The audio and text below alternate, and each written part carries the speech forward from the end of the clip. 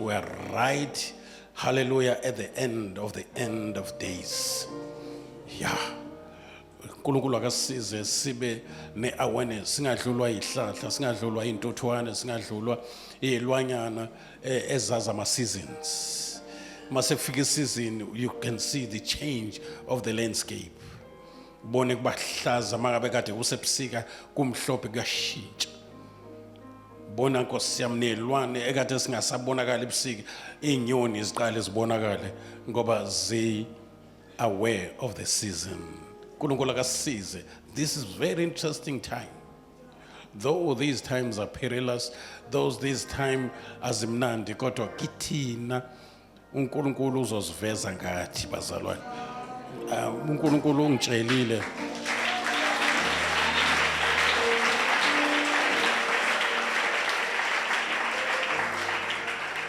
ungabaza nje nokusala emuva kwesyllabus kaNkulunkulu izinto azenzayo, it should be far from you. Kudivorce nje ukungabaza uNkulunkulu, ungabaza izwi lakhe, acquaint yourself with the Holy Spirit. Exercise God's presence in your life. Yes, you must attract that presence. Unyuke volume ye presence kaNkulunkulu. We are agents not only of His the light, we are also the agents of His glory. So cela baphakatheze phambili sikhulekele izwe lakithi, izwe lonke, and egcineni sikhulekele izwe lakwa-Israel, Palestinians and Israelites, kube khona ukuthula kulela lizwe. Isizwe saka-Israel uNkulunkulu sikhethile out of His sovereignty, out of His choice, because there's no man that can advise God. There's no man, no creature. Lucifer tried to do it, he failed. Wenza ukuthanda kwakhe uNkulunkulu. So ukhethile lesizwe kuba yisizwe izizwe zonke eziyobusiswa ngazo. It's happening. We have Jesus, who is the Lion of the tribe of Judah, from the nation of Israel, from the Judah clan. Ukuthi sibusiswe imbewu kaAbrahama, izizwe zonke ngayo ibusiswe. That seed is Jesus. Over to you, Baba. Sinyuke kanye naye ngezinhliziyo sithandaza in Jesus name. Baba siyabonga egameni kaJesu. Thezwi lakho uNkulunkulu wethu namandla onke, umhlaba ungowakho nokugcwala kwawo nabakhileyo kulo. Baba wethu namandla onke sisondela kuwe Nkosi namhlanje emini egameni kaJesu. Baba siyakholwa nguwe, siyakholwa ukukhuluma kwakho ngegama lika Jesu Kristu waseNazaretha. Size uNkulunkulu wethu namandla onke siphethe South Africa ngamandla nangesandla sokholo egameni kaJesu. Sithi Baba wethu neSouth Africa ingeyakho ngegama lika Jesu Kristu waseNazaretha. Sithi neSouth Africa Baba wethu uyayazi ngegama lika Jesu na uyumhlaba uNkulunkulu wethu othe ungowakho ngegama lika Jesu waseNazaretha. Sithi Baba wethu olungileyo naye inkosi yethu namandla onke siyayikhulekela Baba. Sithi inkosi yethu namandla onke sicela Baba wethu besesandleni sakho ngegama lika Jesu. Sicela iphathwe nguwe ngegama lika Jesu. Siyakhuleka dwala laphakade ukuba inkosi yethu ibheke isandla sakho Nkosi sibe phezukwayo ngegama lika Jesu. Siyakhuleka Moya Oyingcwele ngegama lika Jesu. The Baba wena Moya Oyingcwele la kunokuxokozela khona, la kungekho khona ukuthula, umoya wakho uyafumaniseka uzulazula kuleyo ndawo ngegama lika Jesu. Bese kufika izwi bese liyasho ukuthula, bese wena Baba wethu omuhle, wena Moya Oyingcwele besiwenza kanjalo njengokusho kwezwi lika Baba osezulwini. Namhlanje sithembele kuwe dwala laphakade, sithembele kuwe mbhosho onamandla. Baba wethu siyabalekela kuwe, sibalekela kuwe Nkosi yethu ukuze sithole ukuphepha, sithole ukuphumula ngegama lika Jesu waseNazaretha. Baba wethu sifafaza igazi lika Jesu ukuze ingilosi yokufa ingabi sangena eSouth Africa egameni lika Jesu. Baba wethu namandla onke simila Baba njengabakhumbuzi bakho. Sithi nayi South Africa nalizwe lethu siletha kuwe Baba ngegama likaJesu siletha amakhosi ngegama likaJesu siletha abaphathi bobusi ngegama likaJesu siyakhuleka Moya Ngcwele ngegama likaJesu sithi babethu basize balekelele Moya Ngcwele babethu namandla kababuhlakanipha ngegama likaJesu siyakhuleka dwala laphakade sibonakalise kubo sibonakalise njengoThixo ngegama likaJesu baba wethu sikhulekela ukuthula eSouth Africa sesi-approacha baba ama-election siyakhuleka egama likaJesu sivala ukuchitheka kwegazi ngegama likaJesu waseNazaretha siyabopha siyahlakaza siyahlaphaza lokhu icebo lasikasathane egama likaJesu ngeSouth Africa sithi South Africa belongs to Jesus siyakhuleka egama likaJesu sithembe wena baba ngalizwe lethu sikhuleka baba utshona amandla ke neAfrika yonke egameni likaJesu waseNazaretha sinikela kuwe Nkosi sinikela kuwe dwala laphakade sithi ngenelela kubaholi bethu baba ngegama likaJesu waseNazaretha fikelela enhlizweni zabo lithe izwi lakho baba wena baba wethu izandla zamakhosi sesandleni sakho ukuyiguqula ngokuthanda kwakho ngegama likaJesu sipha abaholi abanenhliziyo sokusiza abantu sipha abantu abanenhliziyo sokulekelela abantu sipha abantu abanenhliziyo sokuthanda abantu ngegama likaJesu waseNazaretha siyakhuleka Nkosi sikhulekela nje iAsia sikhulekela nje iEurope sicela ubunye ngegama likaJesu waseNazaretha sicela ubunye baba emhlabeni ngegama likaJesu waseNazaretha kungabi khona nezwe linye elizodominate elinye ngegama likaJesu waseNazaretha siyakhuleka Moya Ngcwele silekelele zula hamba phakathi kwezwe lethu hamba emhlabeni wonke ngegama likaJesu siyakhuleka egama likaJesu siyakhuleka egama likaJesu. Father, we pray in the name of Jesus. Father, we pray in the name of Jesus. Sisakwenzeke njalo baba akwenzeke intando yakho akwenzeke intando yakho egameni likaJesu siyakhuleka baba utshona amandla onke sisize dwala laphakade sisize Moya Ngcwele ukuze sihlale kahle nokuthula siyakhuleka ukuthi ngenelela nje emaphalamente ngenelela baba utshona amandla onke kaxoxa izinto ezakhayo kaxoxa izinto baba esezoqaba namasolution ngegama likaJesu sivimba ukulwa nokuxabana nokulwa ongenasidingo ngegama likaJesu waseNazaretha siyakhuleka baba siyakhohlwa baba utshona amandla ku-Israyeli isithandwa sakho baba otsholukileyo siyakhuleka Moya Ngcwele sithi baba vimba zonke izimpi baba nesihlasela u-Israyeli baba uthivimbe Moya Ngcwele siyakhulekela egameni likaJesu waseNazaretha sithi baba otsholukileyo lithe baba etshobusisa yena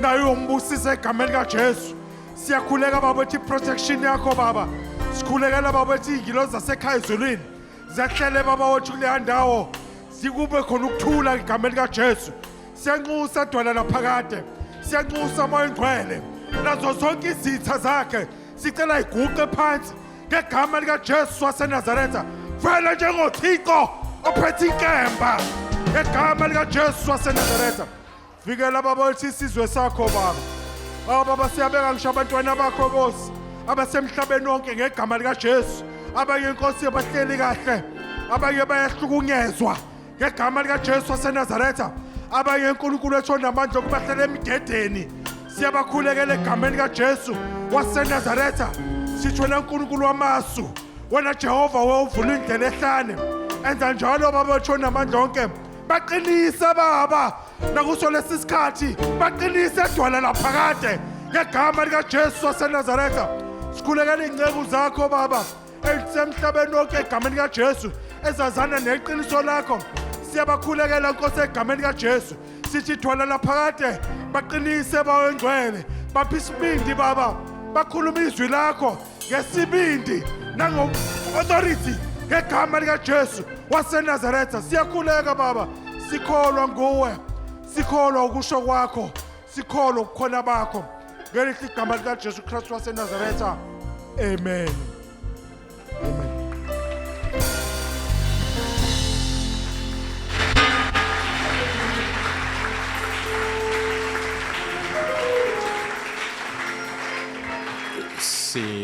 singahlala phansi ebukhoneni benkosi bazalwane siyabonga.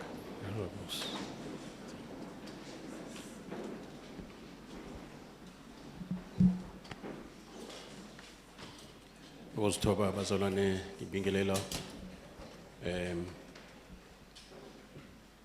ibandla kaJesu Kristu uqale ngayo umphathi wohlelo nabantwana bethu abasihola ngengoma sibingelele abasihambele sibingelele nobaba bethu be-leadership sibingelele ibandla lonke likaJesu Kristu bese ngibingelela isithando sami sigugu kakhulu enhlizweni yami kumnandi ukuhlala nalo muntu wesifazane.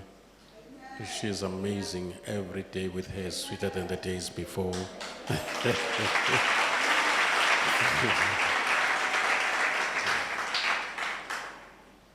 Siyabonga kakhulu bazalwane.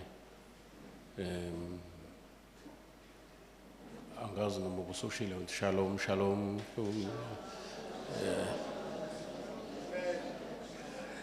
Yeah, ushuthi ke ushalom ushuthi peace. Amen. Mouth shalom aleichem, would peace be with you. There's a lot involved in peace. Kunama blessings, nama healings. There's rest there. Everything is there. So we prophesy again. Say shalom aleichem. Say. Glory to Jesus. Kuye wabekeka bazalwane enhlizweni yami ngamangala uma ngabe kunofakazi abafakazela izinto Moya ingcwele ayikhulumayo about a follow up sermon noma ke teaching kulezi zinto uNkulunkulu abezikhuluma kuleli phasika esiphuma kulona njengo baba wekhaya kwabekeka enhlizweni yami kanti Moya ingcwele uzoconfirma ngomamahlaba nomunye wabantwana bethu wezakimi wayiconfirma le ndaba ngase ngithi incwadi ipheleleke ngase ngithi inkosi ke ngisize ngizoyibeka kanjani but it is very important ukuthi uma ngabe abaprofeti bekhuluma umyalezo wenkosi bese thank you abafundisi bachaze iprofesi bachaze umyalezo ukuze ibandla lithi selifikile kwazini lingene eqondeni elikwaziyo ukuze lingene mase kuhlangene ukwazi nokuqonda bese kuproduceka iwisdom. A wisdom isho ukuthi you become the doer of what you have heard. You become a doer of what you know now wenyuka wafinyelela to understand. The understanding is an explanation which is teaching of the word. There's difference between teaching and proclaiming and declaring. Umvangeli my evangela is proclaiming the gospel. Prophet my prophet he is declaring. When's my declaration? Say that says the Lord. Utisha yena my tisha uya explain what has been declared so that people will hear what they've heard. Because faith comes by a rhema word, which is explained from logos. Second, we are not asike sontweni, and we are not just abazalwane, we are disciples. We are trainees for a purpose.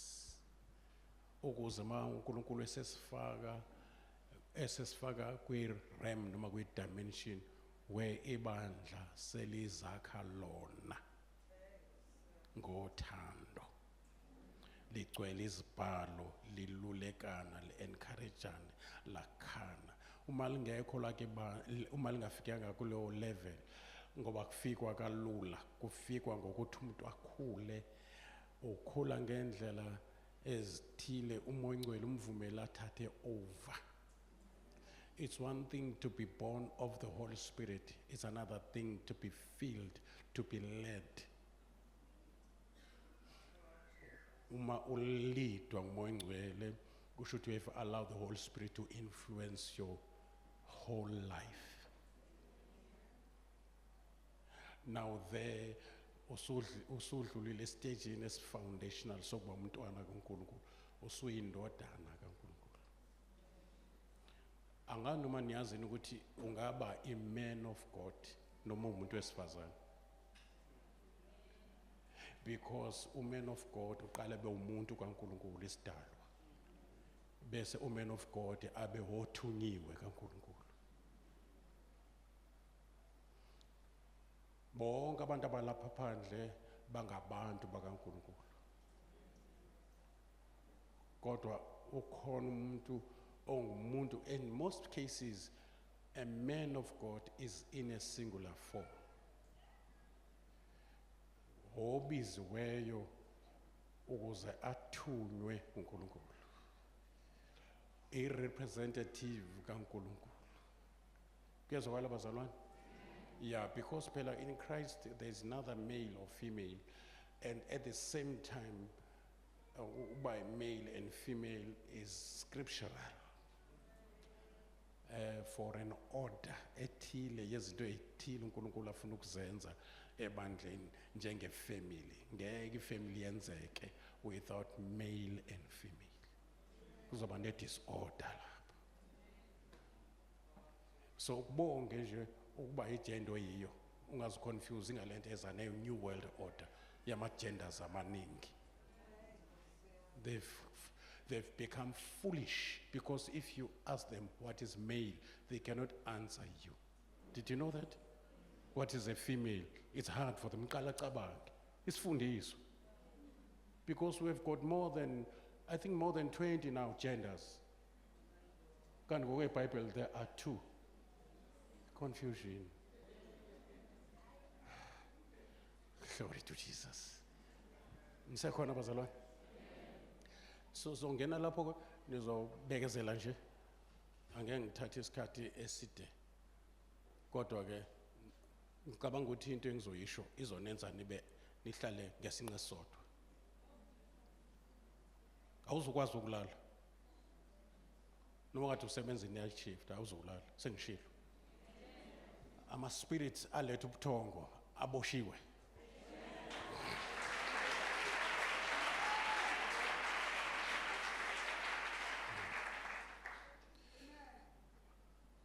Kuyahanjwa bazalwane akumiwe.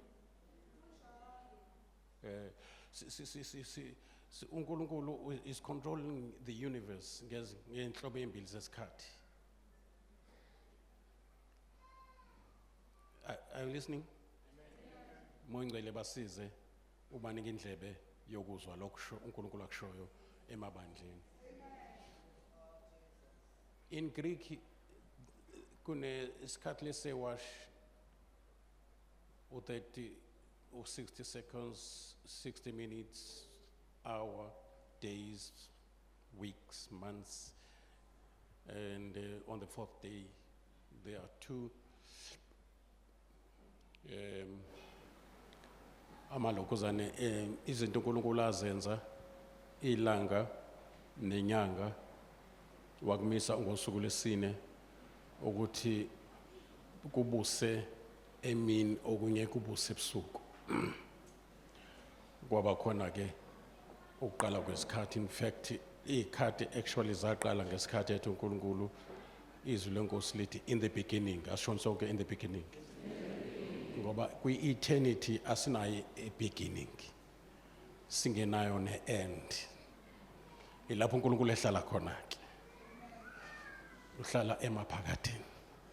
Yonke into ngayo isemaphakathini. Ngisho uthando lwakhe can transcend eternity. Everything about God, his character, you name it, his attributes are eternal. That is why in salvation nokuphila asiphe kona is everlasting or eternal. Then isikhathi ewashi ke in Greek sibizwa nge-chronos. I-chronos isikhathi ewashi njengoba unewashi kwi-gadget sakho sandleni unewashi nomzimba ke unewashi lesikhathi unewashi umzimba wakho. Ngisho ukushaya kwenhliziyo the average number of the beating of your heart is 60 times per minute. Gezwakala bazalwane. Then bese bakhona ke God's appointed time which is called 𝑘airos. Ngokwe-chronos uSara wayesedlulelwe isikhathi biologically sokuthola abantwana. Ngoba nomzimba wakho unewashi.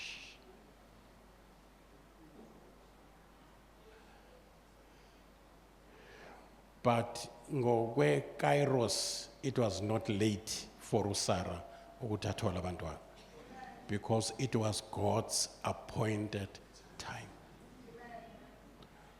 Ngesikhathi ngiqala umsebenzi kaNkulunkulu ngo-2013 abaningi babethi babamahlaba kade sayibona lento uNkulunkulu uyibekile kuwe. It is now long overdue ukuthi uqale. Umdala ngokho ukuthi ungaqala umsebenzi. Ngathi Nkosi yami wathi uMongcwele, no my son, they are telling you about isikhathi ewashi. They have not yet hold you and they cannot tell you about God's appointed time. Wayesengenzele example kwathi uAbraham waqala a new life at the age of 75. Kwathiwa akaphume ezweni la kubona semndenini aqala impilo entsha.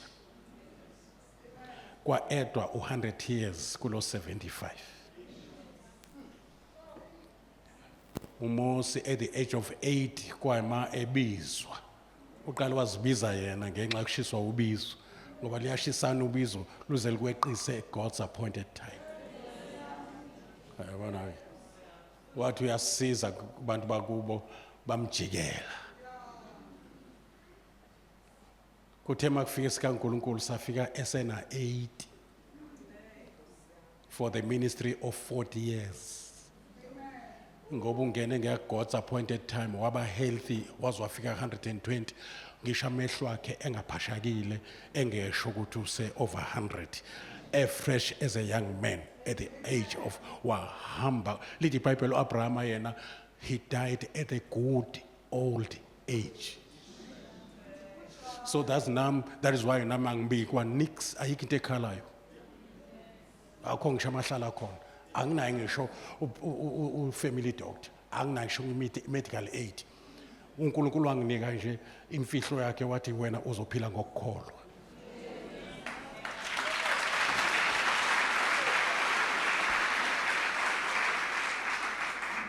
Ningofakazi ke okwa11 lonyaka angaze nizwe kuthiwe kuba mahlaba akaphumeleli ulele ngadletshanyane esibhedlela.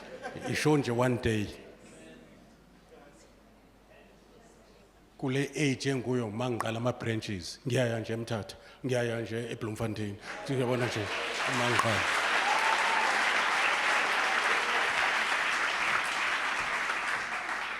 manje kufanele sinifundise what is meant by living by faith. It's another dimension, it's another level of life.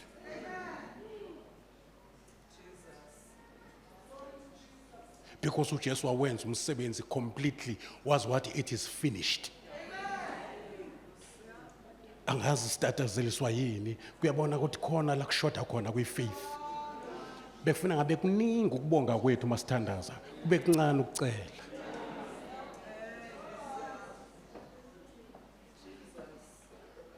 Ake sifunde Acts chapter 2 verse 16. Khona into engifuna siyibuke bazalwane. Ngicela namhlanje uyitshela ukuthi there is a turnaround that is going to take place. And there's an upswing. There's a U-turn.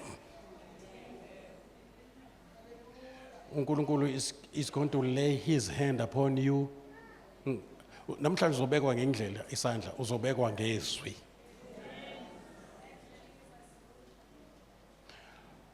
alilunge nje ikhanda lakho uNkulunkulu seready ukubeka isandla esibhotshoziwe, a nail scarred hand upon your life, and your life it will be impossible ukuthi iphinde ibe same. It's not going to be the life that will not be the same again. It will never be the same again. Ngisusu not, ngifaku never. Why? Because noNkulunkulu uthe, I will never leave you. And then I was praying one day, ngibonga uNkulunkulu ngithi, thank you Lord for that never of yours. It gives me peace, it gives me rest. I cease to depend on me when it comes to durability of my life as a child of God. Sengiyazi manje ukuthi akufuneki ngincike kwawami amandla ukuthi ngizolasta as a Christian. Sekufuneki ngincike kulo othe, I will never leave you.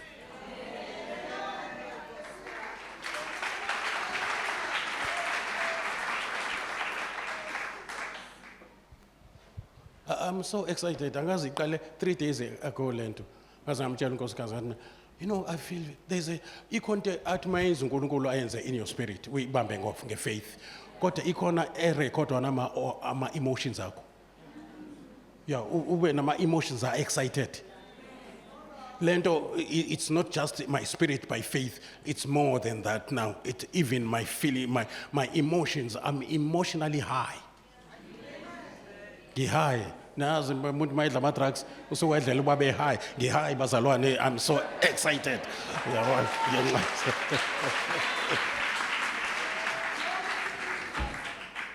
So before sifunde bazalwane, ngizo okay noma sizoyichaza mase ngifundile. Sibe nenkonzo emangalisa. Obana abavumelana nami ukuthi leli Pasika was special, unique, glorious and amazing. I don't know how can I be the same.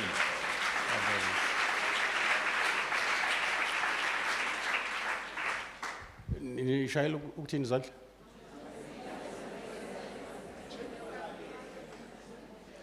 Now ngicela ubambe kanje.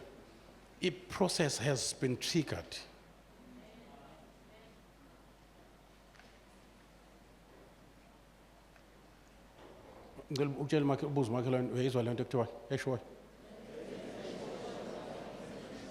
If you were here expecting great things, kuleli Pasika, eli celebration, asikhali, asisho ukuthi ufile, asingisho emangcwabeni.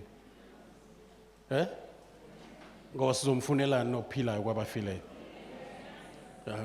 Siya celebrate abazalwane.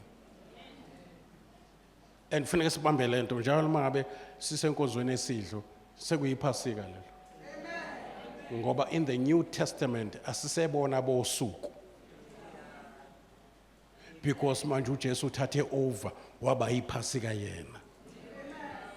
It's no more a day, it's a person. Yingakho ke ethi njalo manidla lesisinkwa. Unjalo ukuthi noma uchaza ukuthi noma ungakhumbula inkosi daily. There's a man of God ngengimusho, but uNkulunkulu umsemisa ngendlela engumangaliso. Yena isidlo ekhaya kwakhe sidliwa zonke insuku. Uya ku 80 years kodwa akaphathwa nayikhanda. Uthi angikwazi ukudla umzimba kaKristu ngiphuza igazi lakhe. Ube ngidliwe izifo. That's impossible. That is very impossible. And God is using him so mightily. So mightily. Awusifundele ngesiZulu. Chapter uPetro is answering, explaining what has taken abantu ababekhona eJerusalem beze kwi-census.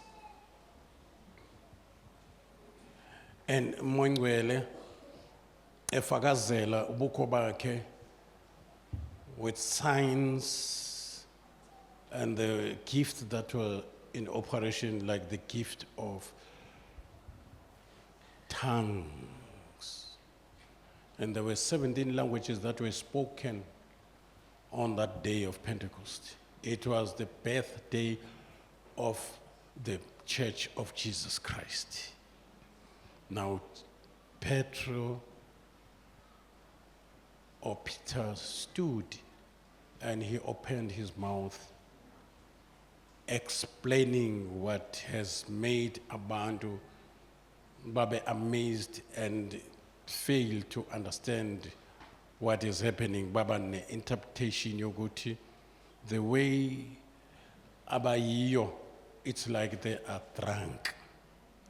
Why to Petro ke no bakwethu niyalibona nehora kwaJuda kudakwa ngalesi sikhathi. Lokho enikubona la namhlanje ilokho kwasho umprofeti.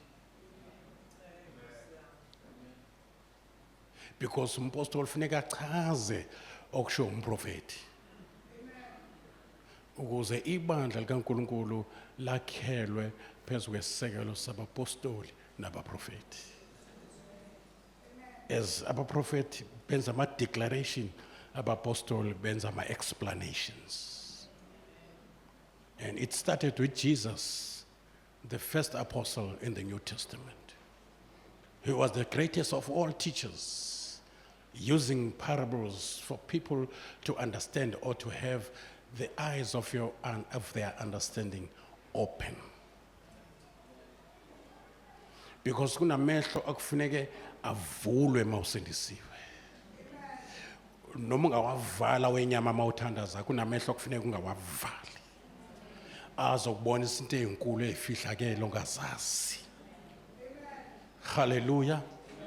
So la umehlo ke abizwa nge-visualization because asuke receive a revelation.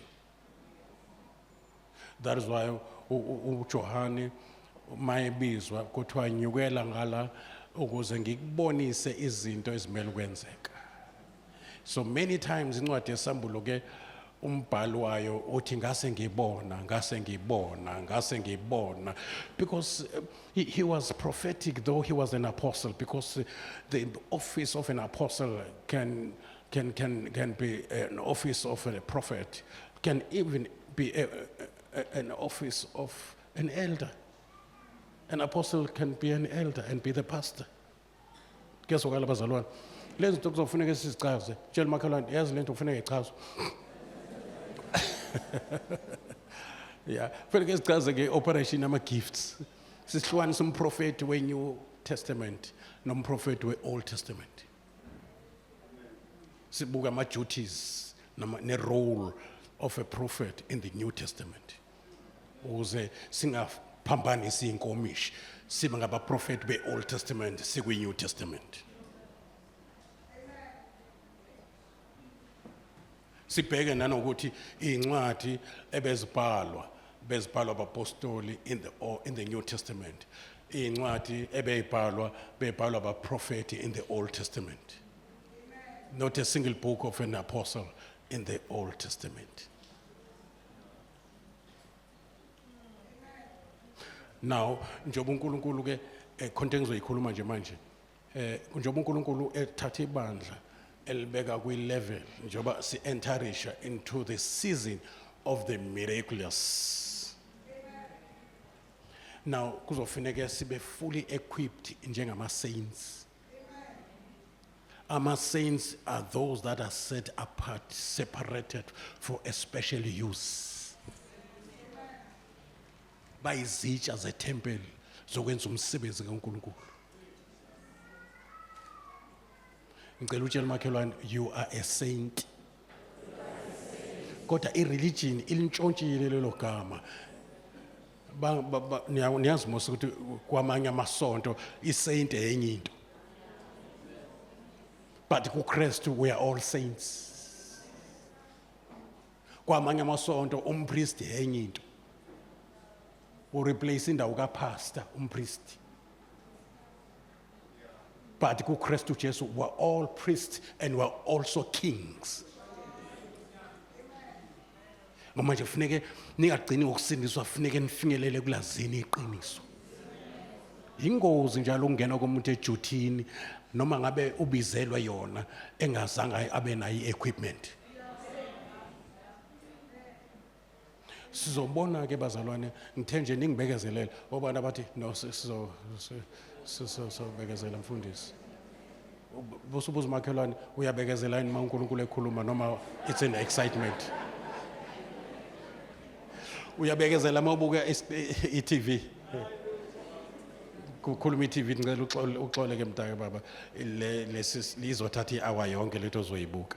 Uyayibekezelela. Just enjoy yourself. Ngoba izwi lakhe limnandi kunejulu enyosi.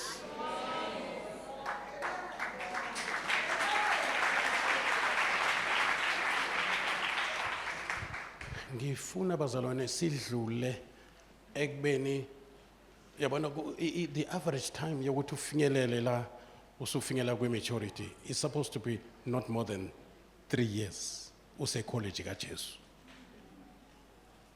uJesu he groomed abafundi within 3.5 years baba ngabapostoli wabashiya futhi wathi ngendlela eseniyiyona senganishiya ngeke ufe umsebenzi.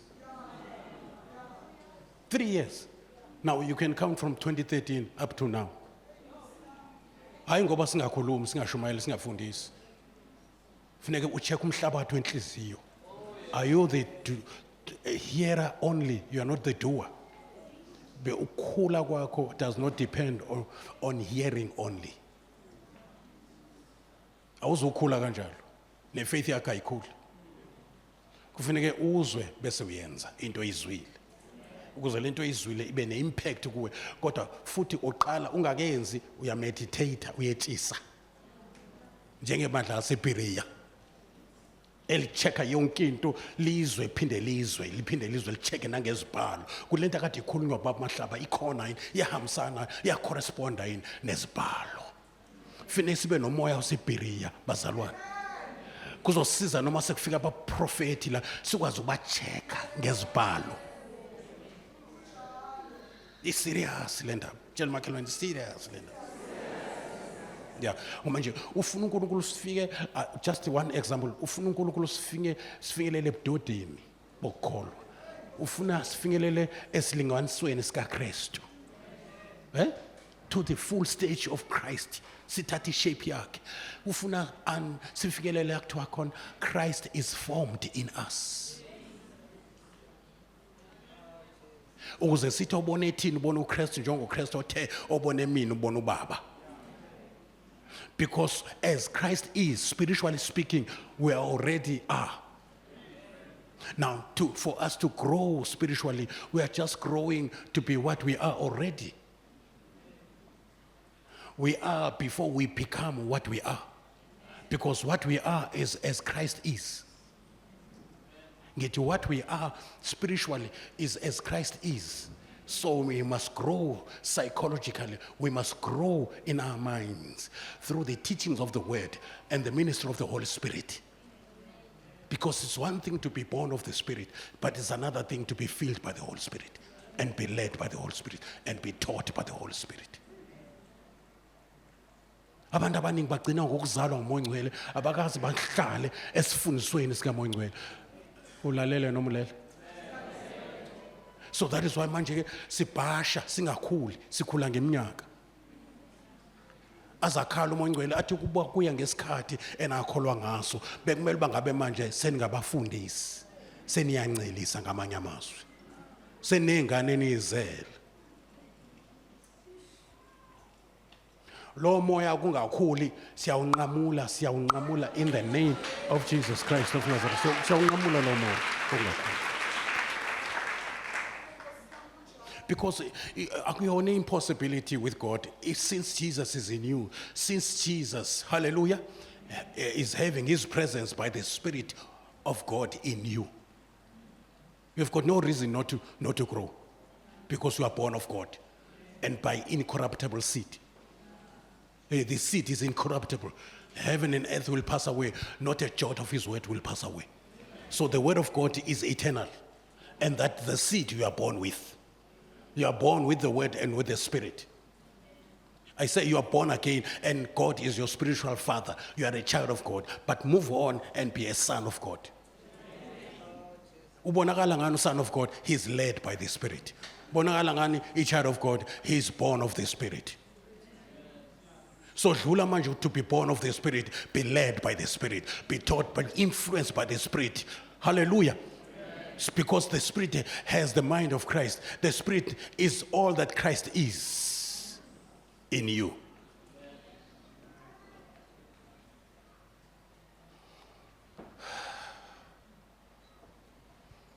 Funda give verse. Hey, Nkosi yami. Verse 16. Yes, read. Kodwa lokhu kuyikho okwakhulunywa ngumprofeti uJoel ukuthi kuyakuthi ezinsukwini zokuphela kusho uNkulunkulu ngiyakuthulula umoya wami phezu kwayo yonke inyama amadodana enu namadodakazi enu ayakuprofetha izinsizwa zenu zibone imibono abadala benu baphuphe amaphupho. Now, ngicela nyosele Nkosini Baba ngezwi Baba lenkosi. Yesu lakho ethembekile lilungile ukufundisa ukuqondisa nokuyala sondle ngalo nasekuseni usuthise imphefumulo yethu egameni lika Jesu Kristu waseNazaretha. Amen. Thank you. Ake ngiphinde futhi ngicizelele. We are in a season of the demonstration of the power of God. uNkulunkulu ebonakalisa miracles so that his name be glorified. So that many will be convicted and many souls will be saved. Waphumayela uPetro kwasiniswa 3,000. Wavusukumisa isishosha kwasiniswa 5,000 amadododo. So njengoba uNkulunkulu esifaka kwi-season of the miraculous, get ready, extend you, in fact enlarge your faith. Make your faith to be a great one. Amen? Are you ready for what God is getting ready to do in you and through you? Are you ready for that? Amen. I say, are you ready for uba isitsha uNkulunkulu azosebenza ngaso? Enze izimangaliso nezibonakaliso. uJesu uthe imisebenzi engiyenzileyo noyenza. Usho kubafundi bakhe. Usho kubo bese abafundi. Uthi nenze nangaphezulu kwale engiyenzile. Ngoba ngiya kuBaba siyayishiya lo ndawo. Why afaka uthi ngiya kuBaba kuhlangana lapho kuya kuBaba nokwenza kwabafundi bakhe imisebenzi enjengale kade yenza. Awukhumbuli ingane chapter 19 uthi 21 uJohn uthi nje uBaba engithumile nami ngiyanithuma. Ngesikhathi ngithunywa uBaba his spirit was upon me. Njengoba nithunywa yimina I will baptize you with the spirit. You shall receive power. I will baptize you with the spirit and fire. So nginithuma njengoba ngithunywa uBaba. I will be with you as the Father was with me. Ngesikhathi ngikhala ngithi Eloi ngoba ngangizwa ukushiwa uye, because all along since the beginning, if there is any beginning in eternity, I've never experienced ukushiwa uBaba. It was for the first time. That is why I was crying. So I've never been alone ngesikhathi ngenza umsebenzi kaBaba. The Baba was with me.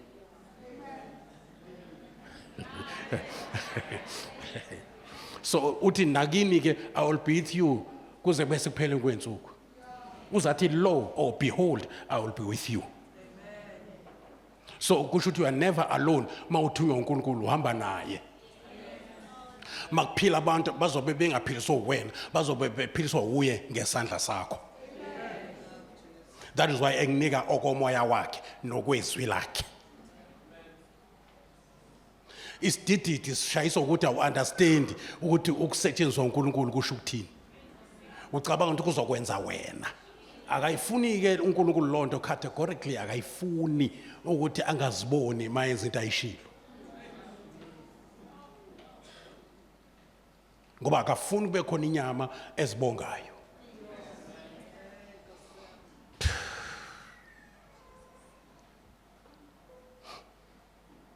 obana bathi siyakuzwa mangcwele.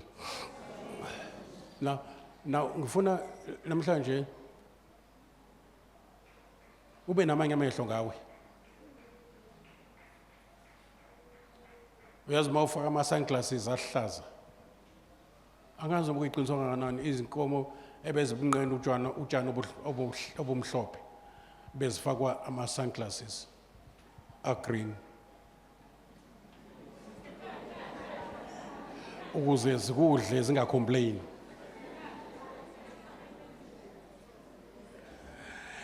Kunezinto kade uzibuka ngenyama azange akunika faith kodwa namhlanje uNkulunkulu ukunika amehlo okubona into kade ungazange uyibone ukuthi ikhona. Ngosuku lokuqala kuvulwa that was on Thursday, ubaba uMongcwele ekhuluma ngomfundisi uSithole. Kuningi akusho but engakubamba ngoba ngiwabhalile ama-notes la even nakulaba bama-7 ngiye ngirevise ingakho ngibhala makushungelo ngenze nje i-shorthand yokuthi ngikhumbule ukuthi bekuthiwani. It was more of indaba redemption, regeneration and restoration. Niyakhumbula? Yeah, that's how okuvulwe ngakhona. And then sangena ke kwisifundo sokuqala ngomkhozi kaNkulunkulu uBaba uZulu. I-theme yakhe was more of in each and every generation uNkulunkulu unesambulo esisha. But okumnandi isambulo is within the confines of his word. Noma singasisha isambulo kodwa sigijima sivumelana nezwi elibhaliwe. I was pleased ukuthi ngizwe lelo lokuzana. And waphinda ke ubaba Sithole wangena ukuthi ngeke ngisaka kakhulu kuma notes but it was all about total surrender. And Maria wathatha the best of hers wayithulula yonke ekhanda likaJesu. And then uJesu Kristu took the best of his, which is his life, wayithulula yonke. But there's a lot more ngcwele beyikhuluma ngalolo suku. And then sabona ke uma umkhosi kaThixo ebuya on Saturday ukuthi there are two ministries ibandla lakhele kuwo. It is the ministry of the Holy Spirit, of the apostles and the prophets. Kwachazwa ke injongo enkulu is for the ukuthi ibandla liprogress liye phambili lisuke from glory to glory under the auspices of the Holy Spirit. Nikona nonke bazalwane. And then kwabekeka ukuthi one man's show is over. Isn't it bengihlale ngiyikhuluma njalo lezi? Kwabekeka ukuthi we are in a mighty move of God ensuku zokugcina. And kwaba ne challenge uNkulunkulu asichallenge ngayo ukuthi makubonakala amandla kaNkulunkulu esebenza ngathi kulezi insuku. Usathana angachachaza kwaze kwenziwa iexample yokungena kwabantu benze noma kanjani isikhonza. Kuningi okushiwo of which I was impressed kakhulu bazalwane.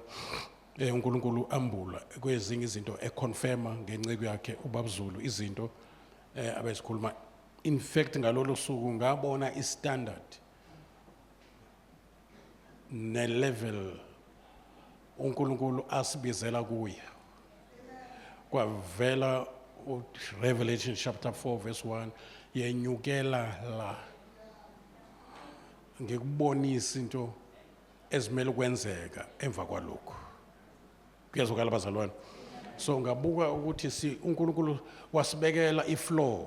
Angithi mawunyuka ngelift unyuka ama-floors ngabona i-floor in the spirit ukuthi nayi indawo uNkulunkulu asilinde kuyo.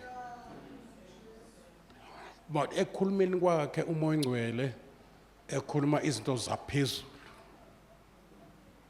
kwabonakala ukuthi umoya ongcwele uyayiveza le yokuthi indlebe ezilalele zizwa a prophetic word, kodwa ziyadinga ukuthi kulandele kube ne follow up ye explanation of what God was saying.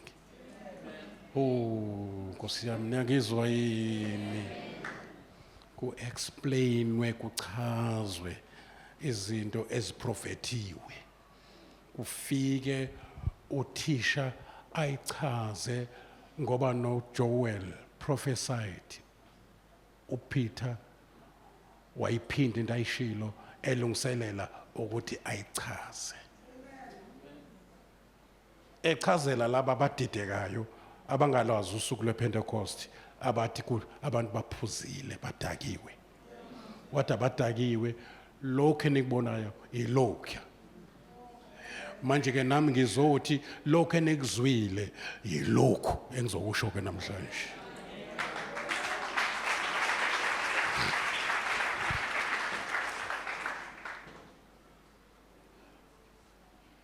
So now uyabona ukuthi uNkulunkulu la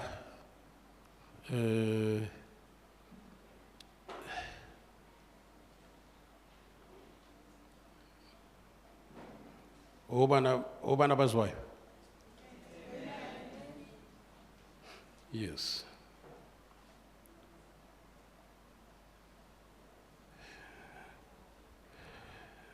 Sabona ke labazalwane ukuthi umoya ongcwele noma ekhuluma ngendlela akhulume ngayo, he is quoting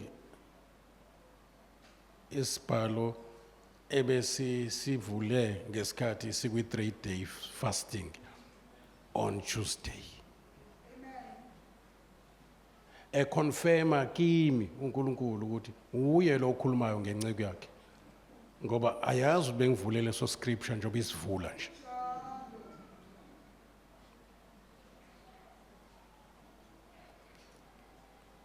Kuyezwakala bazalwane? Right.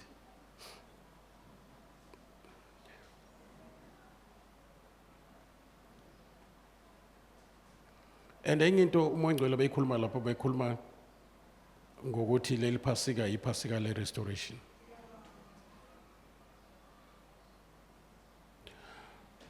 Ebeka nokuthi uvusa izinto ezikwiplan nakwicebo lakhe noma bese zihibernatile, they are rising again. You understand? Ukuvuka kwezinto bese hibernatile kodwa zibe zisecebeni likaNkulunkulu, i-revival leyo. Ibizwa lonto ngokuthi i-revival. Kwavela ukuthi kunabantu uNkulunkulu angeke avume ngabo. Kwase kwenziwa i-example ngoPetro. Uthi uPetro esehambile bashiya kwi-ministry abehamba ngayo ngoJesu, kodwa uJesu wathi sengithandazile ngawe ukuthi mawubuya ubuyele endaweni yakho ubuyise nabafowenu. Hayi sengiyithandazile indaba yakho. But azange ayikhulume lonto kuJudas Iscariot because igama lakhe litholakala encwadini okuphila. Kodwa uPetro akagcinanga ngokuthi athi umthandazela. Uthe mayisevuka abafile wathi maniza ningamshiya uPetro, ngoba lapha kuyena ubona into zakhe. Ubona incwadi kaPetros yokuqala nesibili, ubona 3,000 souls ezosindiswa ngemessage. One message kusindiswe 3,000. Aphinda ashumayele avuse nesishosha kusindiswe 5,000 amadoda ewodwa.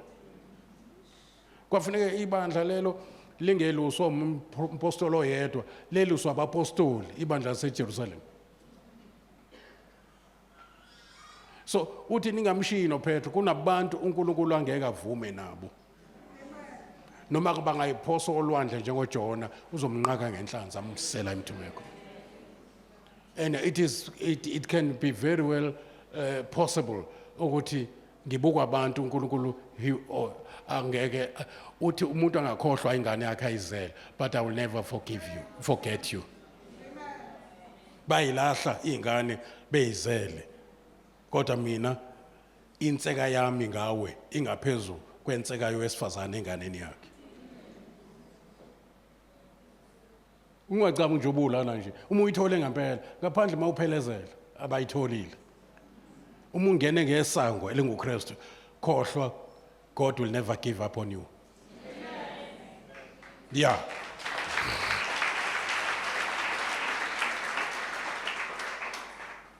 And umyalezo waphinda uMongcwele wathi umyalezo kaNkulunkulu emntwini uhambisana nokuthi wenzani ngaye. Kunezinto uNkulunkulu azozikhuluma kuwe angayikhulumi kwabanye ingoba unento ethile special afuna ukuyenza ngawe. Indlela akhulume ngayo kuPawulos ayifani nendlela akhulume ngayo kuPetro. Azange asho kuPawulos uyangithanda na. Azange asho kuPetro ukuthi uyisitsha sami engisikhethile. WeNehemiya isitsha sami lesingisikhethile. Azange asho ukuthi ngikukhiphe ebantwini engikuthuma kubo. Uhambisana nokuthi uzokwenzani ngaye.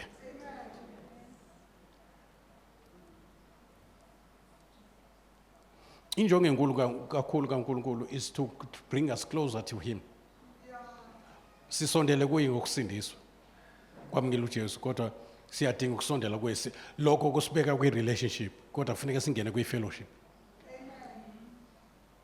Singene kwi-covenant relationship naye ngokomshado esiwushada noJesu. We must be as close as we can. Ayikho burial line inikwe ezinye idalwa kodwa ayinikwa ngumuntu. God wants you to be as close as possible kuye. He enjoys your presence as you enjoy his presence. Ngesikhathi umuntu he lost his relationship noNkulunkulu. He lost his divine covering and authority and image. And he lost his destiny and God's purpose for his life. And he lost his life in the spirit.